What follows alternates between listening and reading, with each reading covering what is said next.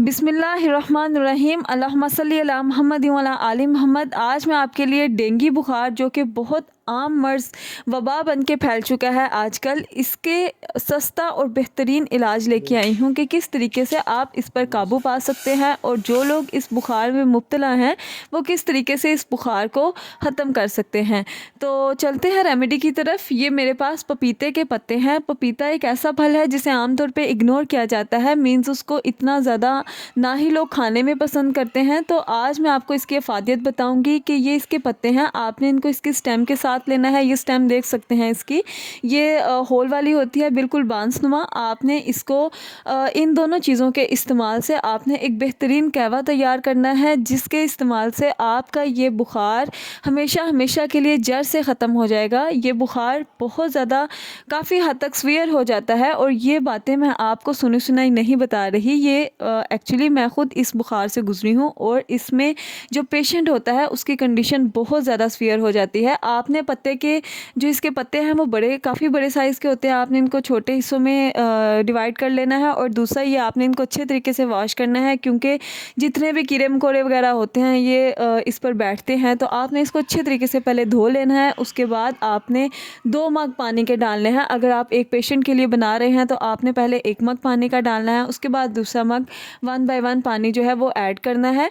और ये है कि ये बुखार जो है इसमें आपके जो प्लेटलेट्स होते हैं वो बहुत ज़्यादा इफ़ेक्ट होते हैं, क्योंकि प्लेटलेट्स जो होते हैं वो आपकी इम्यून सिस्टम को डेवलप करते हैं और जब आपका इम्यून सिस्टम डिस्ट्रॉय होता है तो सबसे पहले जो है वो इंसान बीमारियों के अगेंस्ट जो है वो रिकवर नहीं कर पाता। और यहाँ पे जब मुझे डेंगू फ़ीवर हुआ था तो वो बहुत सीवियर था, क्योंकि डेंगू में ये होता है कि आपके जब प्लेटलेट्स कम होते हैं तो आपसे ना ही उठा जाता है और आपका ना ही जो बुखार है वो कम होता है। 104 टेम्परेचर मेंटेन रहता है और इसके अगेंस्ट जो है बहुत सी एंटीबायोटिक्स वगैरह ली जाती हैं ड्रिप के थ्रू, इंजेक्शंस के थ्रू। और इसमें आपके टेस्ट बड्स जो होते हैं वो काम करना छोड़ देते हैं, मींस आपको हर चीज़ का कड़वा टेस्ट आता है। और ये कहवा जो होता है ये बहुत कड़वा होता है। आपने इसको अच्छे तरीके से करने देना है ताकि जितना भी इसकी अफादियत है वो इस पानी में आ जाए और इसका अच्छा सा कहवा तैयार हो जाए।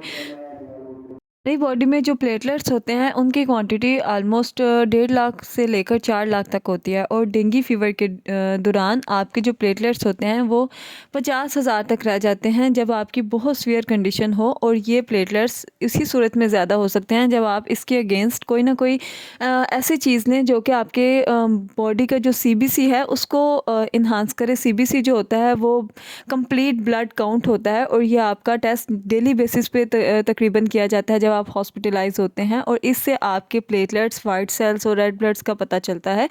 तो अब आप ये कहवा अगर इस्तेमाल करेंगे डेली बेसिस पे तो इंशाल्लाह आपकी जो ये प्लेटलेट्स की कमी है वो कंप्लीट हो जाएगी। ये कहवा मेरे हस्बैंड मेरे लिए बनाते थे और ये रेमेडी उन्होंने ही प्रिपेयर की है।